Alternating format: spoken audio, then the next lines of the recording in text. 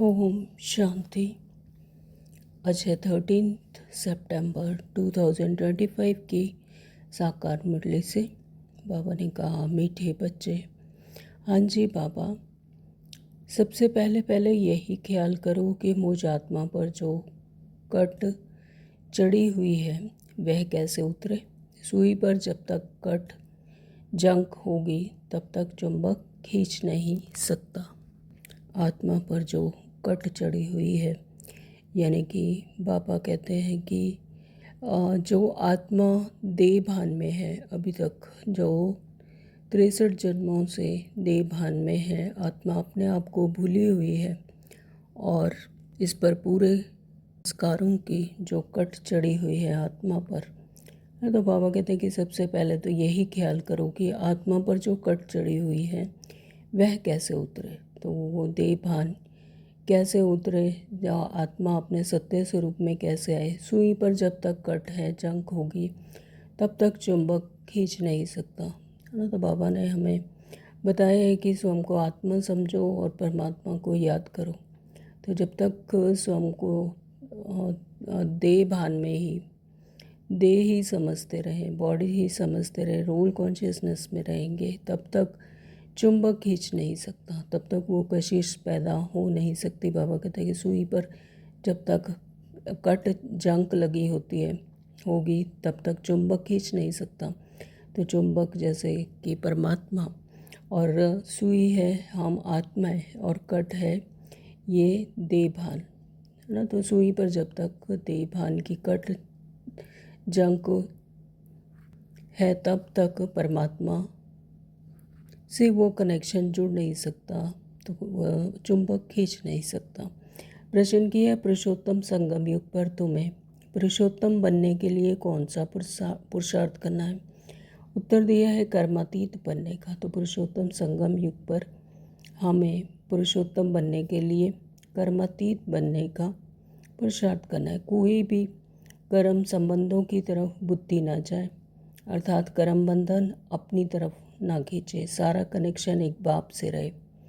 और जितना जितना परमात्मा की याद में रहेंगे, कनेक्शन बाप के साथ रहे, बुद्धि योग परमात्मा से लगा रहे, तो फिर ये कर्म बंधन अपनी तरफ नहीं खींचेंगे। कोई से भी दिल लगी हुई ना हो, ऐसा पुरुषार्थ करो। झरमुई झगमुई में अपना टाइम वेस्ट मत करो। यहाँ पर इस दुनिया में हर एक आत्मा परमात्मा को याद कर रही है, तो बाबा कहते हैं कि किसी और की तरफ दिल लगी हुई ना हो, सिर्फ ऐसा पुरुषार्थ करो कि झगमुई झगमुई में अपना टाइम वेस्ट मत करो, है ना। तो सिर्फ पुरुषार्थ करना यानी परमात्मा को याद करना, और किसी से भी कोई और कहीं दिल लगी हुई ना हो। झरमुई झगमुई में अपना टाइम वेस्ट मत करो और याद में रहने का अभ्यास करो। गीत है जाग सजनिया जाग। ओम शांति। ओम शांति बाबा। रूहानी बच्चों ने, आत्माओं ने शरीर द्वारा गीत सुना, क्योंकि बाप अभी बच्चों को आत्म अभिमानी बना रहे हैं। तुमको आत्मा का भी ज्ञान मिलता है। दुनिया में भी एक भी मनुष्य नहीं जिसको आत्मा का सही ज्ञान हो। कितना सौभाग्य की बात है कि परमात्मा हमें आत्मा का ज्ञान और परमात्मा का सही परिचय देते हैं, हमें जागृति दिलाते हैं। बाबा कहते हैं कि दुनिया में और कोई मनुष्य नहीं जिसको आत्मा का सही ज्ञान हो। मनुष्य को ज्ञान नहीं दे सकता, तो फिर परमात्मा का ज्ञान कैसे हो सकता है। यह बाप भी बैठ समझाते हैं। समझाना शरीर के साथ ही है। शरीर बगैर तो आत्मा कुछ नहीं कर सकती। आत्मा जानती है हम कहाँ के निवासी हैं, किसके बच्चे हैं। अभी तुम यथार्थ रीति जानते हो। सब एक्टर्स पार्टधारी हैं। भिन्न भिन्न धर्म की आत्माएं कब आती हैं, यह भी तुम्हारी बुद्धि में है। बाप डिटेल नहीं समझाते हैं, मुट्ठा यानी होल सेल समझाते हैं, पूरा उसका एसेंस समझाते हैं। तो होल सेल अर्थात एक सेकंड में ऐसी समझानी देते हैं जो सतयुग आदि से लेकर अंत तक मालूम पड़ जाता है कि कैसे हमारा पार्ट नोंदा हुआ है। अभी तुम जानते हो बाप कौन है। उनका इस ड्रामा के अंदर क्या पार्ट है? Question mark. यह भी जानते हैं कि ऊंचते ऊंच बाप हैं, सबका सदगति दाता, दुख हरता, सुख करता है। ऊंचते ऊंच बाप यानी परमपिता परमात्मा ही सभी को सदगति देने वाले हैं, दुख हरता, सुख करता है। उन्हीं के लिए गायन है। तो शिव जयंती गाई हुई है, जरूर कहेंगे शिव जयंती सबसे ऊंच है। खास भारत में ही जयंती मनाते हैं, तो यह भारत में ही मनाया जाता है।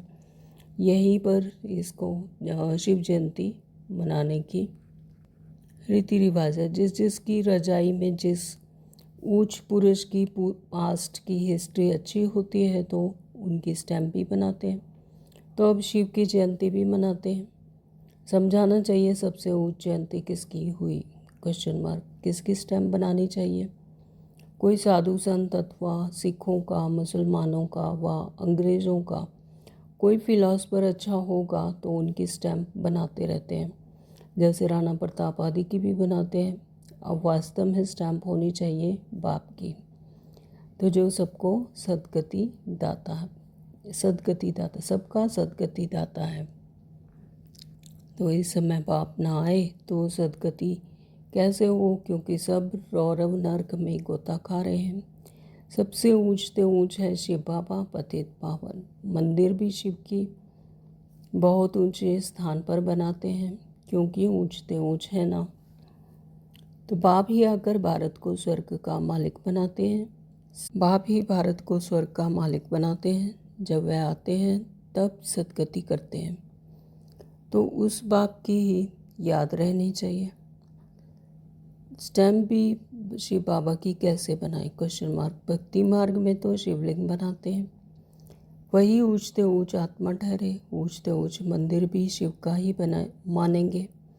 सोमनाथ शिव का मंदिर है ना। तो भारतवासी तमो प्रधान होने के कारण यह भी नहीं जानते कि शिव कौन है, जिसकी पूजा करते हैं। उसका ऑक्यूपेशन तो जानते नहीं। राणा प्रताप ने भी लड़ाई की, वह तो हिंसा हो गई। तो इस समय तो सब हैं डबल हिंसक। विकार में जाना, काम कटारी चलाना, यह भी हिंसा है ना। डबल अहिंसक तो यह लक्ष्मी नारायण है। मनुष्यों को जब पूरा ज्ञान हो तब अर्थ सहित स्टैम्प निकले। सतयुग में स्टैम्प निकलती ही इन लक्ष्मी नारायण की है। शिव बाबा का ज्ञान तो वहाँ रहता नहीं, तो जरूर ऊंचते ऊंच लक्ष्मी नारायण की ही स्टैम्प लगती होगी। तो अभी भी भारत का वह स्टैम्प होना चाहिए। ऊंचते ऊंच है त्रिमूर्ति शिव, तो वह तो अविनाशी रहना चाहिए, क्योंकि भारत को अविनाशी राजगद्दी देते हैं। परमपिता परमात्मा ही भारत को स्वर्ग बनाते हैं। तुम्हारे में भी बहुत हैं जो यह भूल जाते हैं कि बाबा हमको स्वर्ग का मालिक बनाते हैं, तो यह माया भुला देती है। बाप को ना जानने के कारण भारतवासी कितनी भूलें करते आए हैं। शिव बाबा क्या करते हैं यह किसी को भी पता नहीं। शिव जयंती का भी अर्थ नहीं समझते। यह नॉलेज सिवाय बाप के और कोई को नहीं है। अभी तुम बच्चों को बाप समझाते हैं कि तुम औरों पर भी रहम करो और अपने ऊपर भी आप ही रहम करो। तो अपने आप पर रहम करना यानी अपने आप को आत्मा समझकर परमात्मा को याद करना। टीचर पढ़ाते हैं, यह भी रहम करते हैं ना, तो यह भी कहते हैं मैं टीचर हूँ, तुमको पढ़ाता हूँ। वास्तव में इसका नाम पाठशाला भी नहीं कहेंगे, यह तो बहुत बड़ी यूनिवर्सिटी है। तो पाठशाला छोटी होती है बाबा कहते हैं, लेकिन ये तो क्या है, जैसे स्थूल दुनिया में यूनिवर्सिटी होती है तो ये भी एक यूनिवर्सिटी है, रूहानी यूनिवर्सिटी। तो बाकी तो सब हैं झूठे नाम। वह कोई सारे यूनिवर्स के लिए कॉलेज तो है नहीं, तो यूनिवर्सिटी है ही एक बाप की, जो सारे विश्व को की सदगति करते हैं। वास्तव में यूनिवर्सिटी यह एक ही है। इन द्वारा ही सब मुक्ति, जीवन मुक्ति में जाते हैं। मुक्ति यानी परम धाम और जीवन मुक्ति यानी सतयुग, तो अर्थात शांति और सुख को प्राप्त करते हैं। यूनिवर्स तो यह हुआ ना, इसलिए बाबा कहते हैं डरो मत। यह तो समझाने की बात है। ऐसे भी होता है इमरजेंसी में, टाइम में कोई किसी की सुनते भी नहीं है, प्रजा का प्रजा पर राज्य चलता है और किसी धर्म में शुरू से ही राजाई नहीं चलती, तो वह तो धर्म स्थापन करने आते हैं, फिर जब लाखों के अंदाज में हो तब रजाई कर सकें। यहाँ तो बाप रजाई स्थापन कर रहे हैं यूनिवर्स के लिए, तो यह भी समझाने की बात है। दैवी राजधानी इस पुरुषोत्तम संगम युग पर स्थापन कर रहे हैं, तो दैवीय राजधानी इस पुरुषोत्तम संगम युग पर स्थापन कर रहे हैं। तो बाबा ने समझाया श्री कृष्ण, श्री नारायण, श्री राम आदि के काले चित्र भी तुम हाथ में उठाओ, फिर समझाओ श्री कृष्ण को श्याम सुंदर क्यों कहते हैं। सुंदर था फिर श्याम कैसे बनते हैं, है ना। तो सभी जितनी भी आत्माएं इस सृष्टि चक्कर पर हैं, तो वो सभी सतो प्रधान, फिर सतो, फिर रजो, फिर तमो में आती ही है। पहले सुंदर होती है, फिर श्याम बनती जाती है। तो भारत ही हेविन था, अब हेल है। तो हेल अर्थात काला, हेविन अर्थात गोरा। तो राम राज्य को दिन और रावण राज्य को रात कहा जाता है। जब विकर्मों की अति हो जाती है तो फिर रावण राज्य में रात हो जाती है। राम राज्य यानी सतो प्रधानता, जब आत्मा अपनी आत्मिक स्मृति में हायर कॉन्शियसनेस में होती है तब राम राज्य होता है। तो तुम समझा सकते हो देवताओं को काला क्यों बनाया है। बाप बैठ समझाते हैं, तुम हो अभी पुरुषोत्तम संगम युग पर, है ना। देवताओं को काला क्यों बनाया जाता है, क्योंकि देवताएं भी इसी धरती पर, इसी सृष्टि चक्कर पर किसी न किसी आत्मा के रोल में होंगे, और वो भी विकर्मी होंगे। तो यानी वो पहले गोरे थे फिर काले बनते जाते हैं। तो बाबा कहते कि तुम हो अभी पुरुषोत्तम संगम युग पर, सभी पुरुषों में उत्तम, सभी युगों में उत्तम संगम युग पर। वह नहीं है, तुम तो यहाँ बैठे हो ना, तो यहाँ तुम हो ही संगम युग पर पुरुषोत्तम बनने का पुरुषार्थ कर रहे हो। विकारी पतित मनुष्यों से तुम्हारा कोई कनेक्शन ही नहीं है। हाँ, अभी कर्मातीत अवस्था नहीं हुई है। अभी कर्मातीत अवस्था नहीं हुई है, यानी कर्मों से अतीत नहीं हुए हैं। अभी भी रोल कॉन्शियसनेस में फंसे हुए हैं, देहभान में हैं। तो जब देहभान से डिटैच होकर अपनी आत्मिक स्मृति की हाईएस्ट कॉन्शियसनेस में जो अवस्था होगी वो होगी कर्मातीत अवस्था। तो इसलिए कर्म संबंधों से भी दिल लग जाती है। कर्म तो देहभान में होकर ही होते हैं। तो बाबा कहते हैं इसलिए फिर कर्म संबंधों में भी अभी कर्मातीत अवस्था नहीं हुई है, तो अपने रोल में फंस जाते हैं। फिर कर्म संबंधों से भी दिल लग जाती है। कर्मातीत बनना उसके लिए चाहिए याद की यात्रा। तो जितना जितना परमात्मा की याद में रहेंगे, अपने आत्मिक स्मृति में रहेंगे, उतना उतना कर्मातीत बनते जाएंगे। बाप समझाते हैं तुम आत्मा हो, तुम्हारा परमात्मा बाप के साथ कितना लव होना चाहिए। ओहो, बाबा हमको पढ़ाते हैं वह उमंग कोई में रहता नहीं है, माया घड़ी घड़ी दे अभिमान में ला देती है ना। तो बाबा हमको पढ़ाते हैं, यही कितनी सौभाग्य की बात है, इससे ही कितना उमंग उत्साह आना चाहिए। तो बाबा कहते हैं वह उमंग कोई में रहता नहीं है। क्यों? क्योंकि देहभान में आ जाते हैं, तो माया घड़ी घड़ी दे अभिमान में ला देती है। जबकि समझते हो ये बाबा हम आत्माओं से बात कर रहे हैं, तो वह कशिश, वह खुशी रहनी चाहिए ना। तो जिस सुई पर जरा भी जंक नहीं होगी, वह चुंबक के आगे तुम रखेंगे तो फट से चटक जाएगी। यानी आत्मा को जब देहभान नहीं होगा, जब अपनी आत्मिक स्मृति में हायर कॉन्शियसनेस में होगी, तो फिर वो चुंबक से यानी परमात्मा के साथ अटैच होगी, कशिश होगी, तो फट से बाबा कहते हैं कि चटक जाएगी। थोड़ी सी भी कट होगी तो चटकेगी नहीं। कट होगी यानी देहभान होगा, तो फिर वो कशिश नहीं होगी, वह चटकेगी नहीं, तो कशिश नहीं होगी। जहाँ भी नहीं होगी फिर उस तरफ से चुंबक खींचेंगे। बच्चों में कशिश तब होगी जब याद की यात्रा पर होंगे। तो बाबा बार बार कहते हैं कि वो कशिश, वो हायर कॉन्शियसनेस तब होगी जब याद की यात्रा पर होंगे। यानी जितना जितना परमात्मा की याद में होंगे, परमात्मा के सानिध्य में रहेंगे, बुद्धि योग परमात्मा से लगा रहेगा, तब कशिश होगी। कट होगी तो खींच नहीं सकेंगे। कट होगी यानी बॉडी कॉन्शियसनेस होगी तो फिर खींच नहीं सकेंगे, वो कशिश नहीं होगी। हर एक समझ सकते हैं हमारी सुई बिल्कुल पवित्र हो जाएगी तो कशिश भी होगी। कशिश नहीं होती है क्योंकि कट चढ़ी हुई है। तो 63 जन्मों का जो विक्रम है देह भान में, तो वो कट जब तक चढ़ी हुई है तब तक कशिश नहीं हो सकती। तुम बहुत याद में रहते हो तो विक्रम भस्म होते हैं। अच्छा, फिर अगर कोई पाप करते हो तो वह 100 गुना दंड हो जाता है। कट चढ़ जाती है, याद नहीं कर सकते। अपने को आत्मा समझ बाप को याद करो, याद भूलने से कट चढ़ जाती है। तो जब आत्मा समझ बाप को याद करते हैं तो विक्रम विनाश होते हैं, और जब याद भूल जाती है तो फिर बॉडी कॉन्शियसनेस यानी देह भान आ जाता है, आत्मिक स्मृति भूल जाती है, तो फिर कट चढ़ जाती है। तो वह कशिश लव नहीं रहता। कट उतरी हुई होगी तो लव होगा, खुशी भी रहेगी, चेहरा खुशनुमा रहेगा।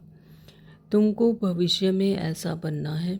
सर्विस नहीं करते तो पुरानी सड़ी हुई बातें करते रहते हैं, यानी व्यर्थ चलता है, विकल्प चलता है। सर्विस नहीं करते हैं तो बाबा कहते हैं तुमको ऐसा भविष्य में बनना है कि चेहरा खुशनुमा रहे, खुशी भी रहे। तो सर्विस नहीं करते हैं तो पुरानी सड़ी हुई बातें फिर वही वही करते रहते हैं, तो बाप से बुद्धि योग ही तोड़ा देते हैं। तो कुछ चमक थी वह भी गुम हो जाती है। बाप से जरा भी लव नहीं रहता। लव उनका रहेगा जो अच्छी रीति बाप को याद करते होंगे। बाप को भी उनसे कशिश होगी। यह बच्चा सर्विस भी अच्छी करता है और योग में भी रहता है। हाँ, तो परमात्मा को भी उन्हीं बच्चों से कशिश होती है जो सर्विस भी अच्छी करते हैं, योग में भी रहते हैं। तो वही बच्चा अच्छा लगेगा बाबा को भी। तो बाप का प्यार उन पर रहता है। अपने ऊपर ध्यान रखते हैं, हमसे कोई पाप तो नहीं हुआ। अगर याद नहीं करेंगे तो कट कैसे उतरेगी। बाप कहते हैं चार्ट रखो तो कट उतर जाएगी, है ना। तो चार्ट रखना चाहिए। बाबा कहते हैं तो कट उतरती जाएगी, क्योंकि याद रहेगी, परमात्मा को याद रखेंगे, बुद्धि योग वहीं लगा रहेगा। तमो प्रधान से सतो प्रधान बनना है तो कट उतरनी चाहिए। तो उतरती भी है फिर चढ़ती भी है। अगर भूल गए तो फिर चढ़ती जाती है, और याद में रहे तो उतरती जाती है। तो बाबा कहते तमो प्रधान से अगर सतो प्रधान बनना है तो कट तो उतरनी चाहिए, यानी बॉडी कॉन्शियसनेस देह भान भूलना है। 100 गुना दंड पड़ जाता है। बाप को याद नहीं करते हैं तो कुछ ना कुछ पाप कर लेते हैं। बाप कहते हैं कट उतरने बगैर तो मेरे पास नहीं आ सकेंगे, है ना। तो जितना जितना पवित्र बनेंगे, अपने आत्मिक स्मृति में रहेंगे, इस देह भान से डिटैच होंगे, तो बाबा कहते हैं कि जब तक कट नहीं उतरेगी तो तुम मेरे पास नहीं आ सकेंगे, नहीं तो फिर सज़ा खानी पड़ेगी। मोचरा भी मिलता है, पद भी भ्रष्ट हो जाता है, यानी सज़ा भी मिलती है और पद तो भ्रष्ट होता ही होता है। बाकी बाप से वर्षा क्या मिला, क्वेश्चन मार्क। ऐसा कर्म नहीं करना चाहिए कि और ही कट चढ़ जाए, है ना। तो ऐसा देह भान में आकर ऐसे कर्म नहीं करने चाहिए कि कट चढ़ जाए। पहले तो अपनी कट उतारने का ख्याल करो। तो जो 63 जन्मों से बॉडी कॉन्शियसनेस में आने से जो कट चढ़ी हुई है, पहले तो उसी को ही उतारने का ख्याल रखो। ख्याल नहीं करते हैं तो फिर बाप समझेंगे इनकी तकदीर में नहीं है।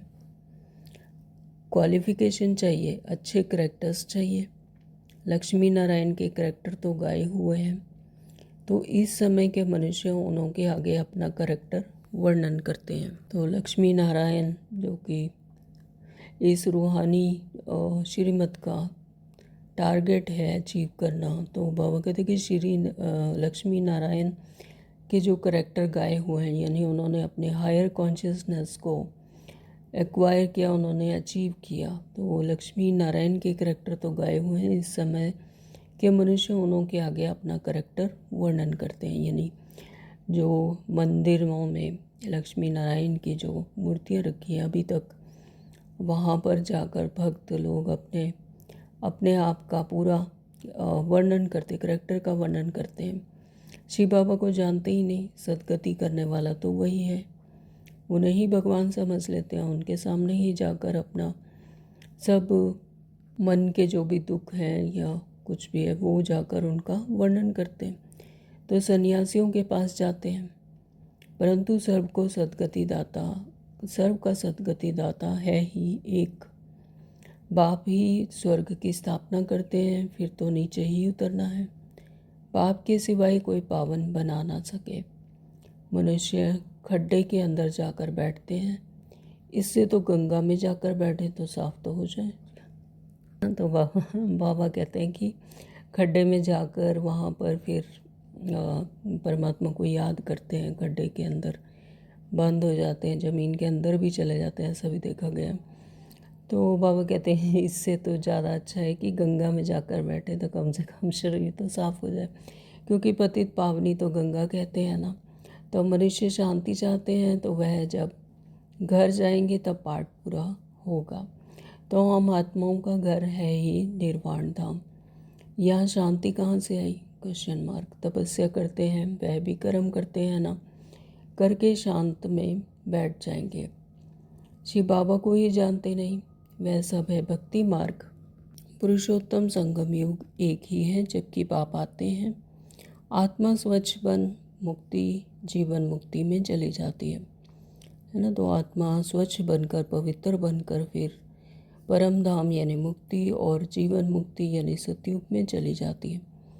तो मेहनत करेंगे वह राज्य करेंगे, बाकी जो मेहनत नहीं करेंगे वह सजाएं खाएंगे, क्योंकि पवित्र बिना बने बगैर तो कोई भी अपने सत्य घर में जा नहीं सकते। तो बाबा कहते हैं कि जो तो मेहनत करेंगे तो वो तो राज्य पाएंगे, और जो मेहनत नहीं करेंगे वो सजाएं खा कर पवित्र बन कर जाएंगे, हिसाब किताब चुकतू कर कर। तो शुरू में साक्षात्कार कराया था सजाओं का, फिर पिछाड़ी में भी साक्षात्कार होगा। देखेंगे हम श्रीमत पर ना चले तब यह हाल हुआ है। तो बाबा तो श्रीमत हर एक बच्चे को दे रहे हैं, अगर श्रीमत पर नहीं चले तो फिर बाबा कहते हो तब यह हाल हुआ है। तो बच्चों को कल्याणकारी बनना है, बाप और रचना का परिचय देना है। जैसे सुई को मिट्टी के तेल में डालने से कट उतर जाती है, वैसे बाप की याद में रहने से भी कट उतरती है। नहीं तो वह कशिश वह लव बाप में नहीं रहता है। तो जितना जितना आत्मिक स्मृति में रहकर परमात्मा की याद में रहेंगे तो ये 63 जन्मों की जो कट चढ़ी हुई है आत्मा पर वो सब उतरती जाएगी। बाबा कहते नहीं तो वह कशिश और लव बाप से नहीं रहता है। लव सारा चला जाता है मित्र संबंधियों आदि में। मित्र संबंधियों के पास जाकर रहते हैं, कहाँ वह जंग खाया हुआ संग और कहाँ यह संग, है ना। तो जंग खाया यानी वो भी बॉडी कॉन्शियसनेस में है, तो मित्र संबंधियों के पास जाकर रहते हैं तो वो जंग खाया हुआ संग है, और कहाँ यह संग यानी परमात्मा का संग।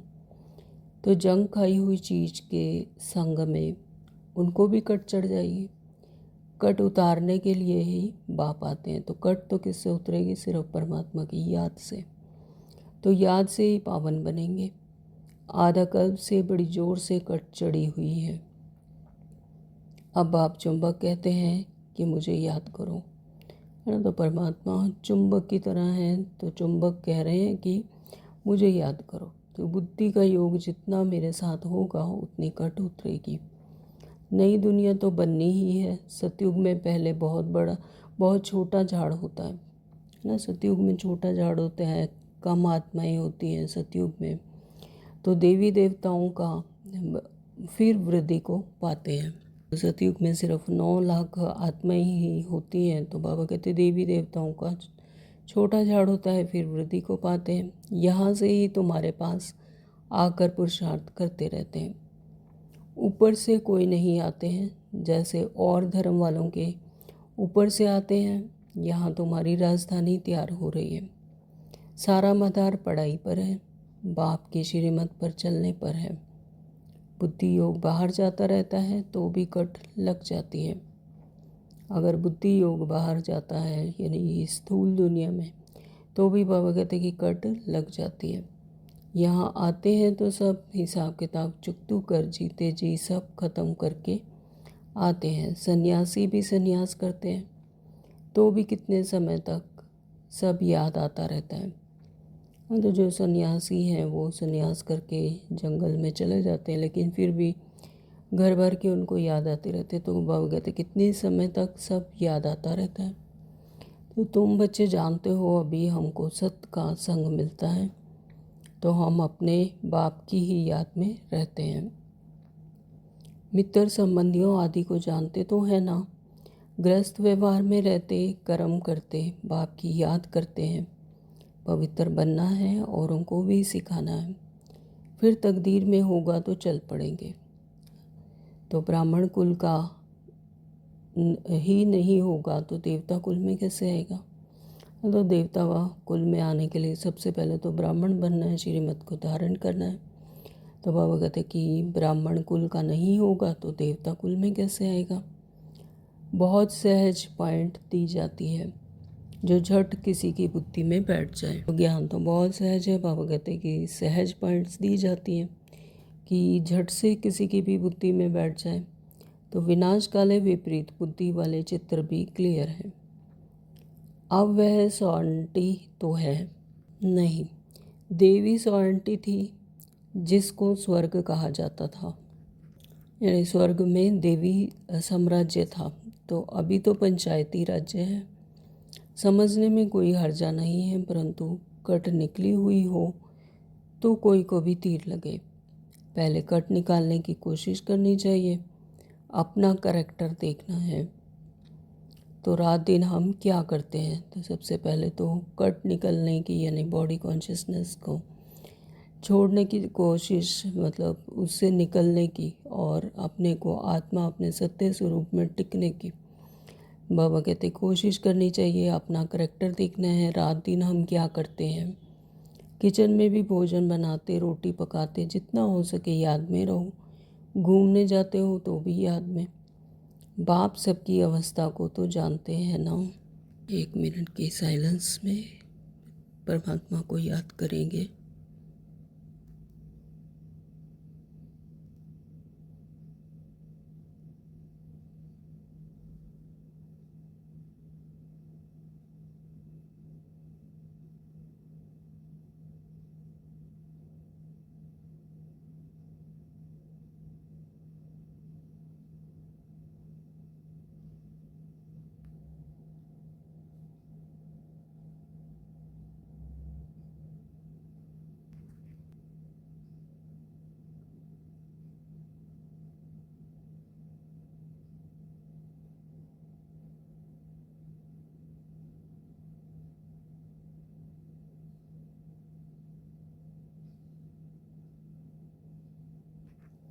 तो बाबा कहते हैं झरमुई झकमुई करते हैं तो फिर कट और भी चढ़ जाती है।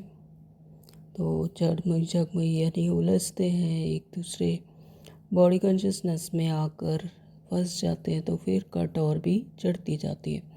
पर चिंतन की कोई बात नहीं, सुनो।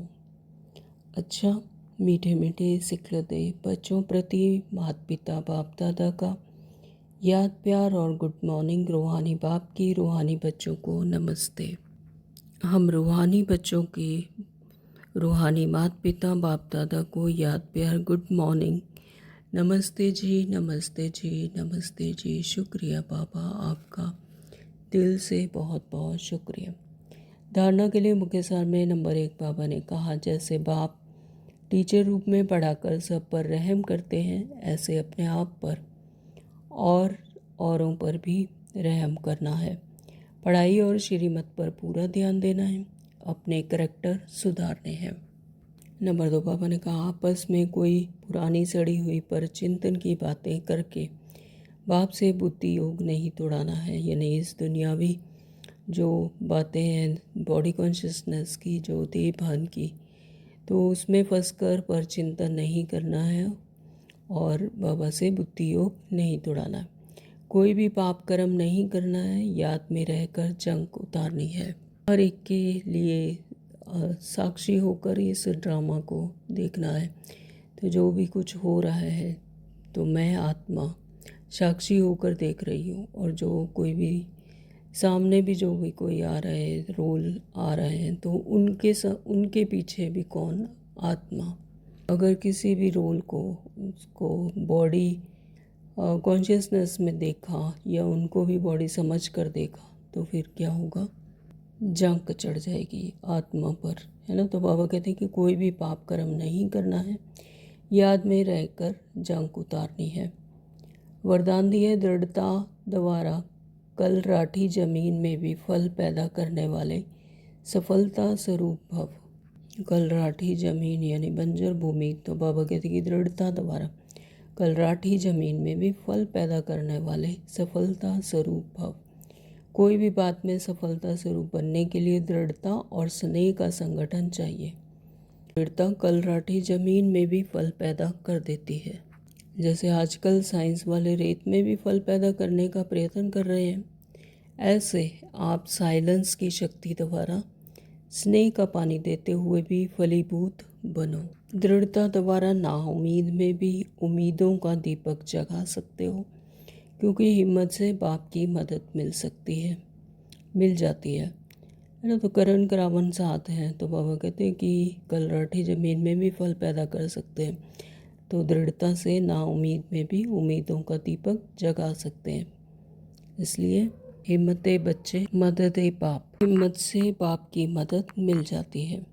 स्लोगन दिया, अपने को सदा प्रभु की अमानत समझ कर चलो तो कर्म में रूहानियत आएगी। सदा परमात्मा की याद है तो प्रभु की अमानत समझ कर चलो तो कर्म में रूहानियत आएगी। ओम शांति। आज के अव्यक्त इशारे हैं, आप लगन की अग्नि को प्रज्वलित कर योग को ज्वाला रूप बनाओ। सारथी अर्थात आत्म अभिमानी, क्योंकि आत्मा ही सारथी है। ब्रह्मा बाप ने इस विधि से नंबर 1 की सिद्धि प्राप्त की, तो फॉलो फादर करो। जैसे बाप देह को अधीन कर प्रवेश होते अर्थात सारथी बनते हैं, देह के अधीन नहीं होते, इसलिए न्यारे और प्यारे हैं। ऐसे ही आप सभी ब्राह्मण आत्माएं भी बाप समान सारथी की स्थिति में रहो। सारथी स्वतः ही साक्षी हो, कुछ भी करेंगे, देखेंगे, सुनेंगे और सब कुछ करते भी माया की लेप छेप से निर्लेप रहेंगे। ओम शांति। Thank you Baba.